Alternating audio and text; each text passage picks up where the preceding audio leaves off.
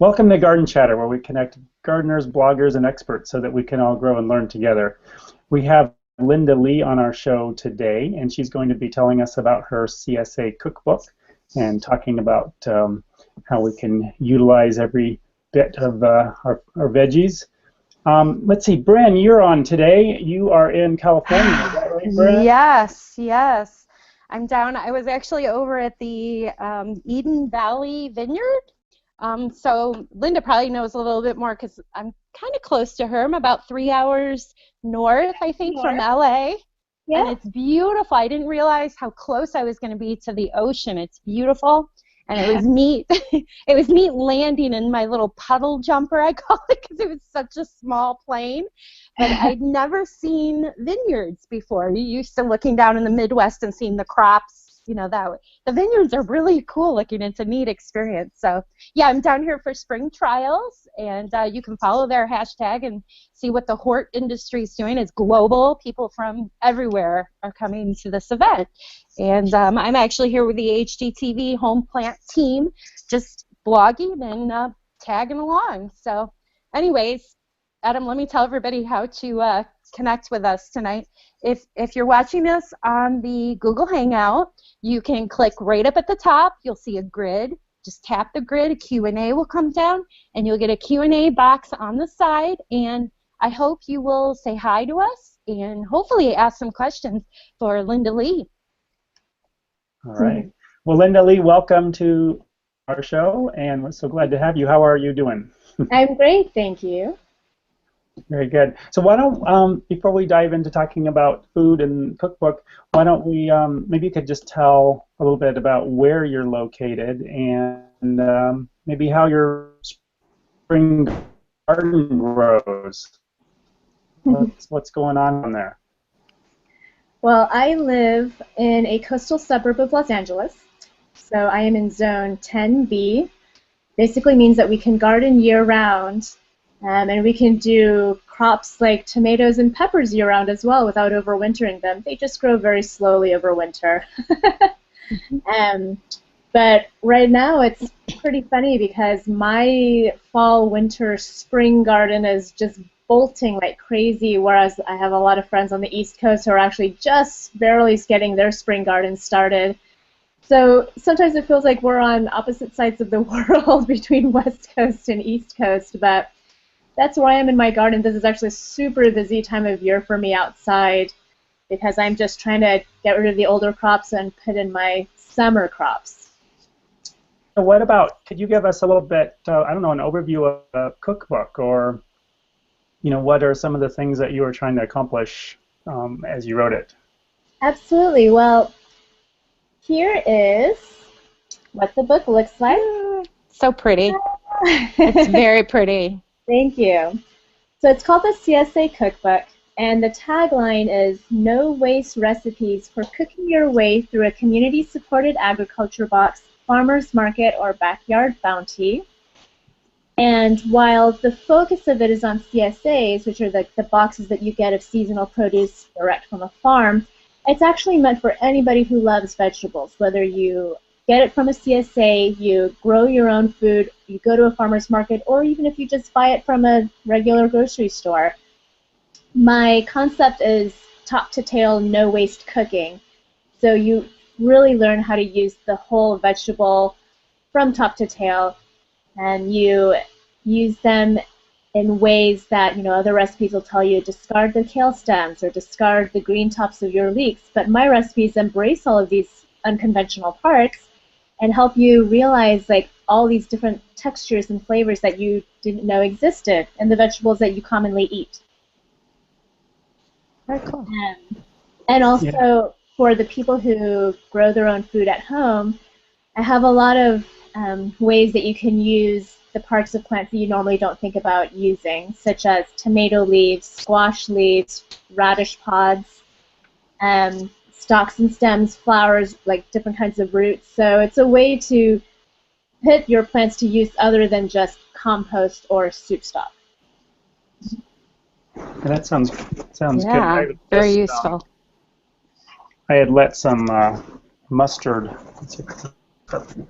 go to seed or to bloom in the greenhouse. I wonder. So I've been tasting some of these little pods, and they're really tasty. And I was thinking I need to collect a bunch, fry them up, or something, saute them, because they've got a little bit of spice with the mustard seed in them. So Yeah. I was just wondering if that's something like similar to what you and including in your recipes. It's a little choppy, but It is. Did you ask a question, Adam? Oh, you didn't hear him at all? I mean, I heard him, but I wasn't sure if he asked a question because it kind of at the end, I was just wondering if that was the kind of thing that you have, like in some of your recipes. It is.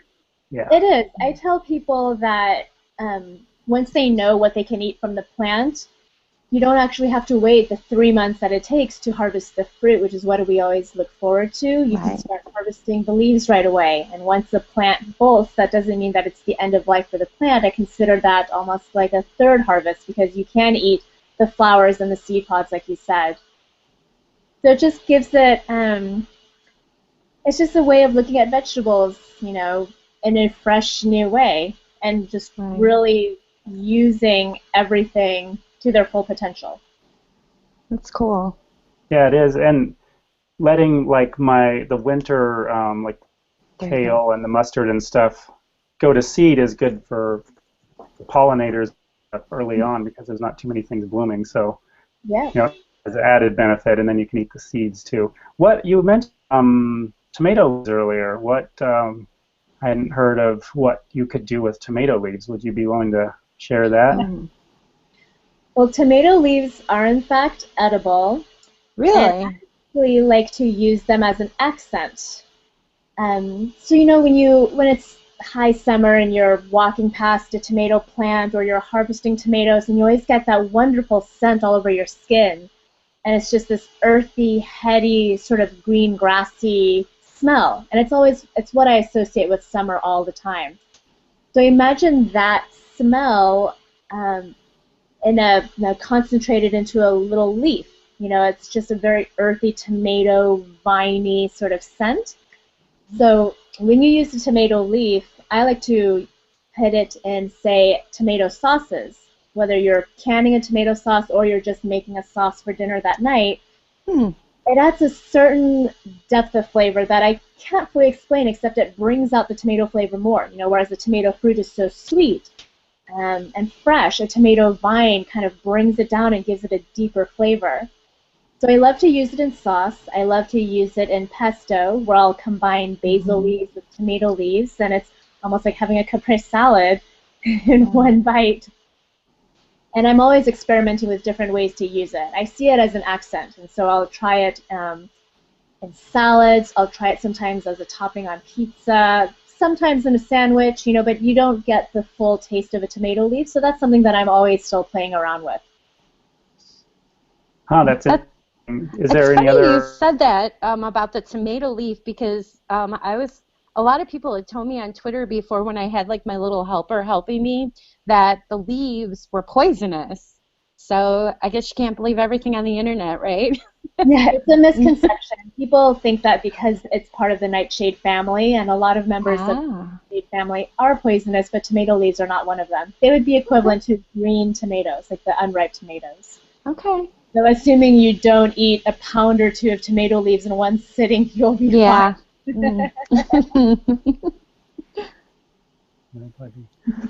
Was there any other bits and pieces that probably would be surprising for us that you have in some of your recipes? I do, with summer coming up. A lot of people don't realize that pepper leaves and bean leaves are also edible. Pepper leaves are also a nightshade, so people just don't think to eat them at all, especially since we wait for the fruits themselves. Right. But pepper leaves taste like very mild pepper, like white pepper. So it's really nice, like if you have a full bushy pepper plant, it's nice to pick off a few leaves to add that to like a soup or a stir fry to get that slightly spicy flavor. I have a recipe in my book that is a chicken soup made with pepper leaves, and it's actually a traditional Filipino recipe called tinola, and they use pepper leaves as an accent to give it a little bit of spice. And same goes for bean leaves. We're always waiting for the pods, but bean leaves are also edible. A lot of people know that you can use fava bean leaves, and that's what we generally see as far as edible bean leaves, because you get so much foliage off a fava bean plant. But goes for any bean, whether it's pole beans, bush beans, runner beans. You can eat all the leaves from that too, and they just have a great earthy, beany flavor. I actually like to use them in a bean leaf pesto, which is a recipe that I give in the book. Well, that sounds really good. I have some little beans out in the greenhouse. They better watch out. I might start eyeing my little potato starts and bean starts eyes now. Yeah. So, did you notice Lisa checked in? Okay. And she said, "I always thought they were too, Bren." So Yeah. thinking about the Okay. Nightingale family. Yeah. Well, how was your book is available now? You got a little bit held up for a little while. Is that right? How was?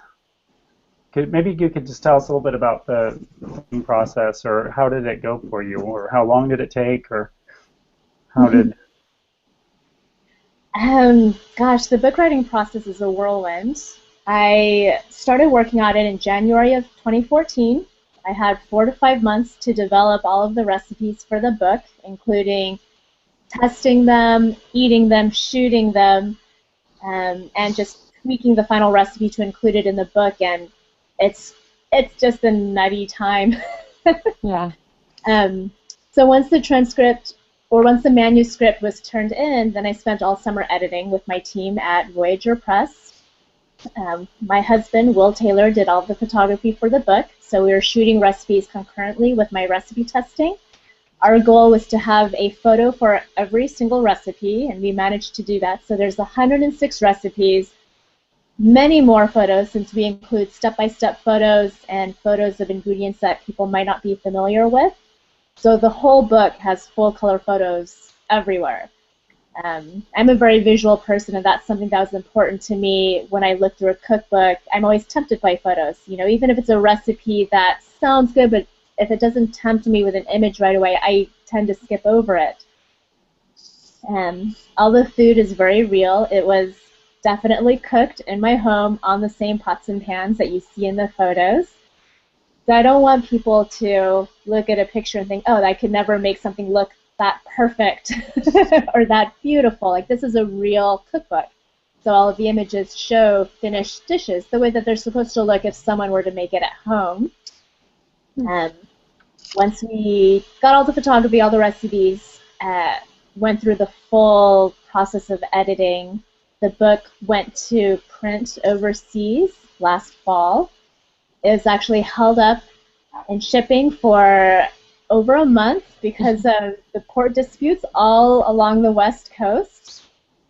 So it was supposed to come out in February. It didn't come out until the end of March.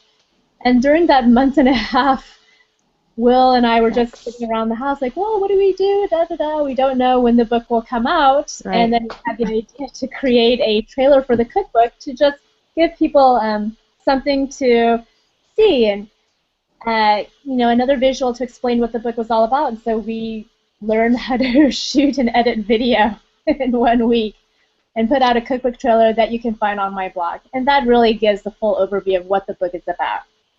Yeah. And now the book is out. It's been almost 1 month.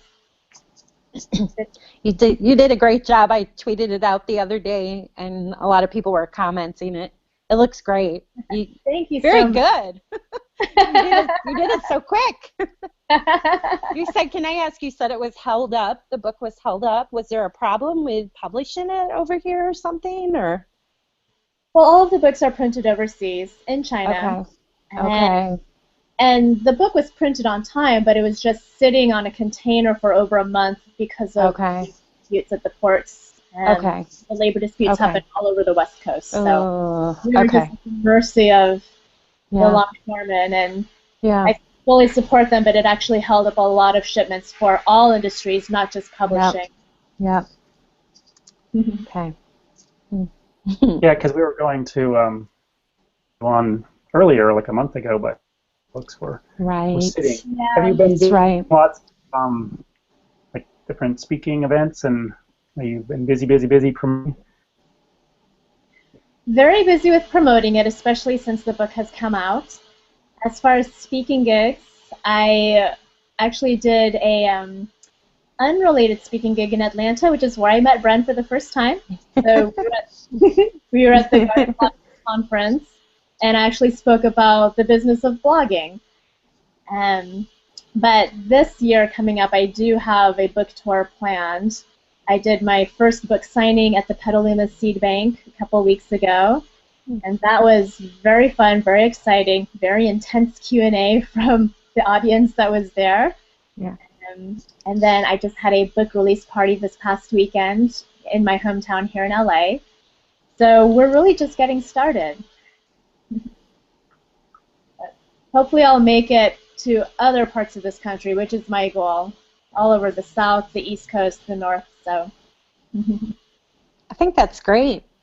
I know I was talking to you earlier this week about the CSA, and I felt really bad because I live in the heartland. I'm like in farmland, and I had to admit I never heard of it before, and I felt kind of bad.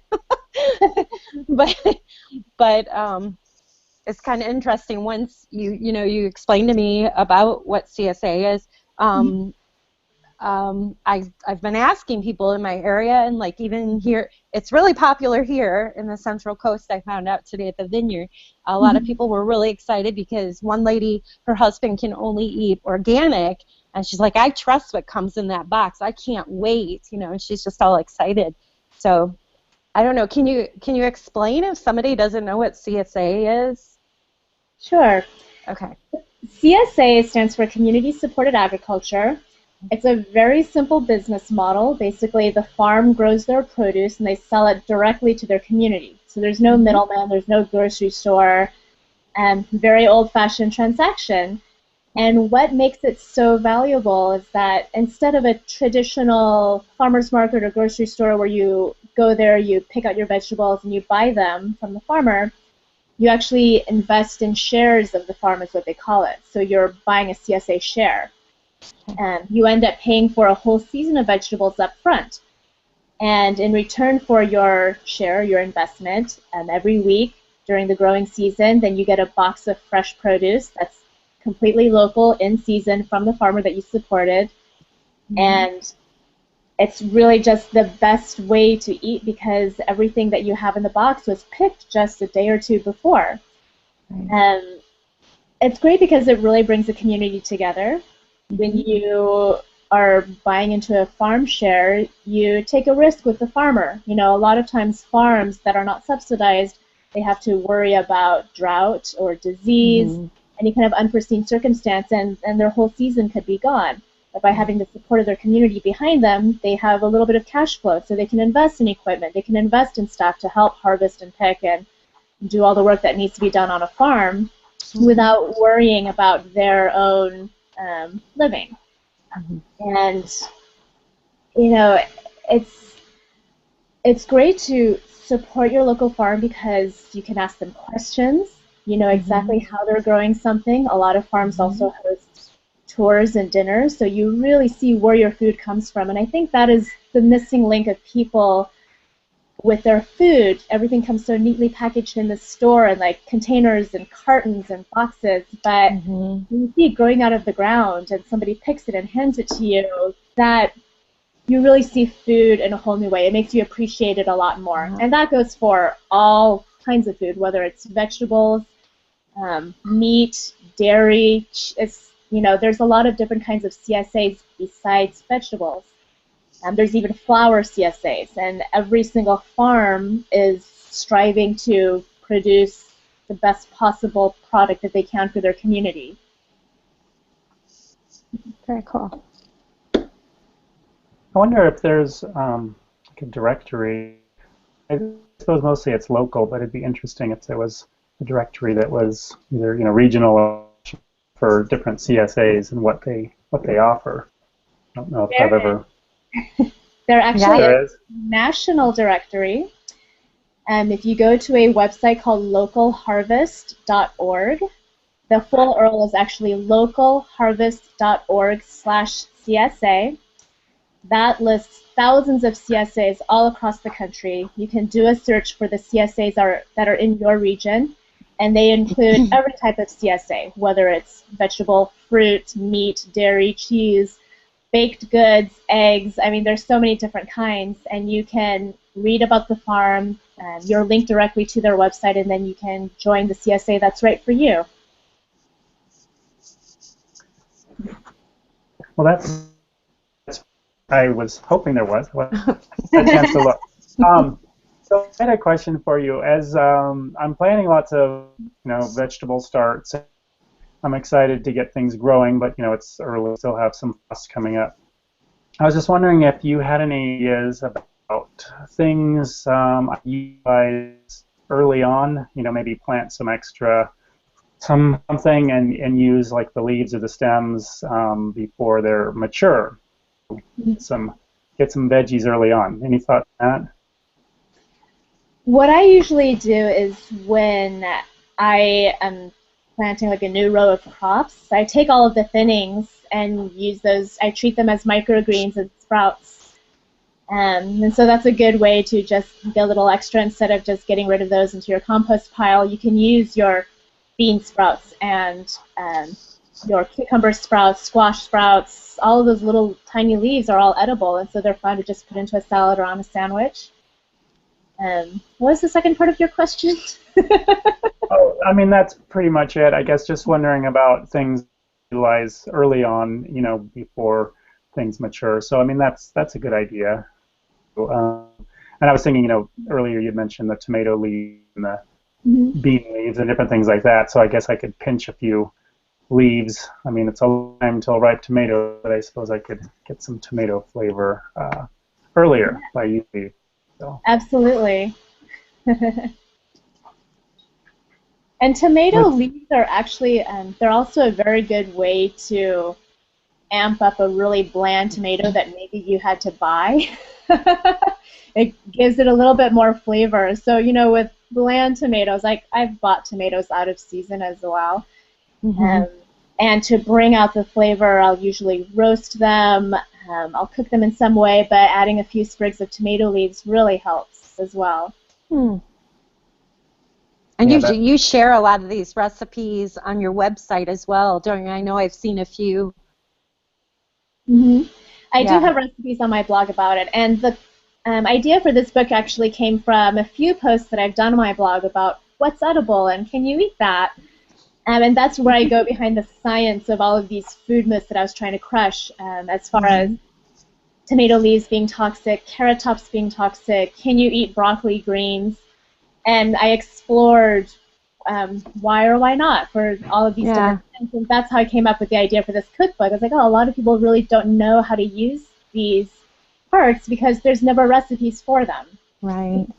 We're all just sort of freestyling what to do, but it's nice to have a base that can inspire your other cooking. Right. Is there any leaves that, before I start browsing on lots of leaves, is there anything that is toxic? I mean, we maybe thought that leaves were, but if they're not, anything we should step away from? The one leaf that is toxic, well, there's a couple leaves. Potato leaves, not to be confused with sweet potato leaves, which are a member of the morning glory family, but potato leaves from the nightshade family are toxic. You really should stay away from them. If you accidentally ingest a couple of leaves, it won't kill you, but it could give you an upset stomach. Rhubarb leaves have that same toxicity. They're very high in oxalic acid. And the only reason why they're so toxic compared to spinach, which also has a high amount of oxalic acid, is because rhubarb leaves are so huge. Yeah. And I've honestly never heard of anybody eating an entire rhubarb leaf. Doesn't sound good. But that's something that you should probably stay away from. Oxalic acid is actually, it tastes good. It gives it that tangy flavor. But what I always tell people is everything in moderation.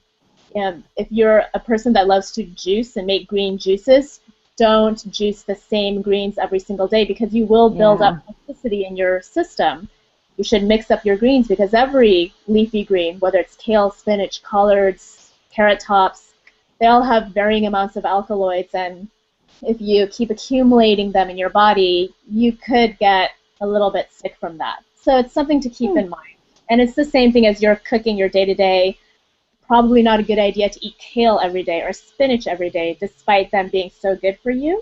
Right. Try to mix it up and vary your greens, as well as every vegetable and fruit that you eat.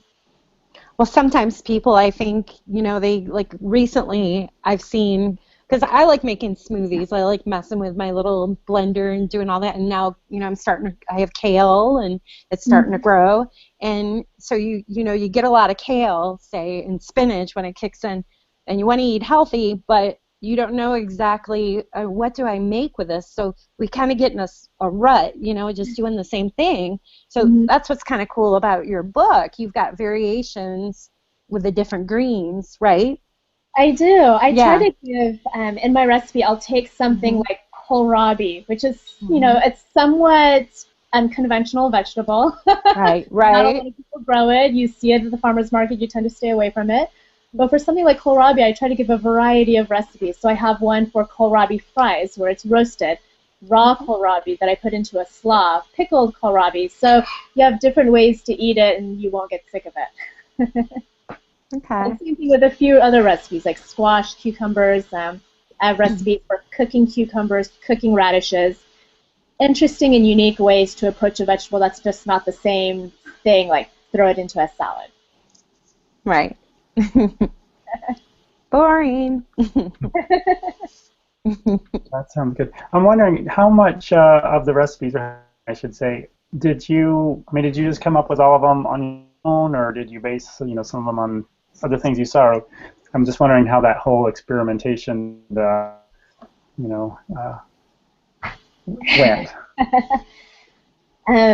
It's funny, when I first signed up to do this book, I was worried because I knew that I'd have to come up with about 100 recipes, and I was thinking, there's no way that I have 100 recipes in me. And surprisingly, as I started the process of writing down what I know, brainstorming what I wanted to do, I came up with something like 300 recipes, and I had to narrow them down to fit them within this, the amount of pages that we agreed on for the book. So coming up with recipes is easy. Narrowing them down to what should make the book was difficult. And these recipes came from all kinds of places. Most of them are recipes that I've made time and time again throughout my life. I've just fine-tuned them for the book with actual measurements. They may be variations on things that I've made before. Some of them are inspired by dishes that I've eaten in restaurants or elsewhere, and then I try to recreate them at home. Some of them, like tomato leaves, are just pure experimentation in my own kitchen. Yeah. Or just, a lot of them come from, they're inspired by recipes where, for example, I have a radish green and Portuguese sausage soup recipe in my book. And that's inspired by a caldo verde soup recipe.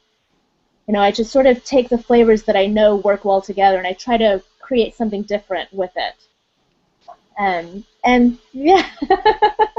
No, that's really, it's cool because last year, I can tell you that. Yeah.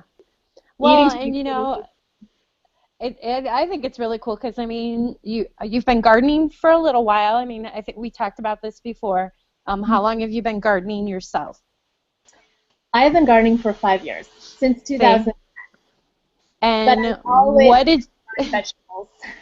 Okay, of course. But and then you didn't come really from the gardening. Your background's in aren't you like a techie? You're a techie person. I am. You're awesome. I'm a code geek.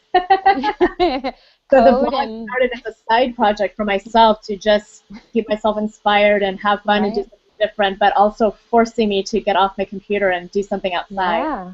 And you do, man. Look at your blog. You're you're skiing and you're snowboarding and you're growing vegetables. It's cool.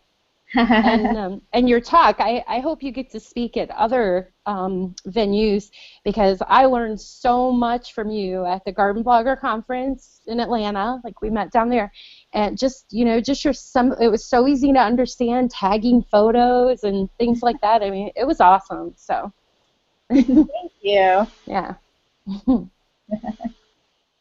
Sorry, Well, I was went just off thinking subject. oh, that's okay. Thinking if anyone that's watching has a question and would like to go ahead and type it in. We'd love, before we wrap it up, if you have any questions for Linda. So, well, where can people find you and I guess your book, of course, on Amazon? How is best to follow you? So they can find my blog, Garden Betty, at gardenbetty.com. From there, it links to all of my social media and my book as well. But you can also go directly to my book page, which is thecsacookbook.com. That's the name of the book. It's available at every bookseller, so whether you find it at Amazon, Barnes & Noble, Books A Million, Powell's, or an independent bookstore, it's out worldwide. So this is good for not only US, but also Canada, UK. I have quite a few readers in Australia and New Zealand, surprisingly. Yeah. So that's always really fun to see what they're great. going. Always, what I just finished or what I'm looking forward to. But yeah, the book is available worldwide. Very good. Well, let's see, Brenda, do you have any last questions or thoughts, or? I don't think so. I mean, I hope everybody will follow Linda. I wanted to call you Garden Betty again. I've been doing that all day. People will come in at the spring trials, and I know them from Twitter. And it's like, oh, wait, sorry. They think we're crazy. But anyways, no, it's been an honor having you on. Thank you. It's a great time. And so people can find out more about you at your site, and then we'll also be sharing about you on #GardenChatter. So if you're tuning in today, feel free to jump on that hashtag and find out more. Thank you, everyone. Thank you. All right. Thank you, Linda. Very much appreciate it. All right. Take care. You too.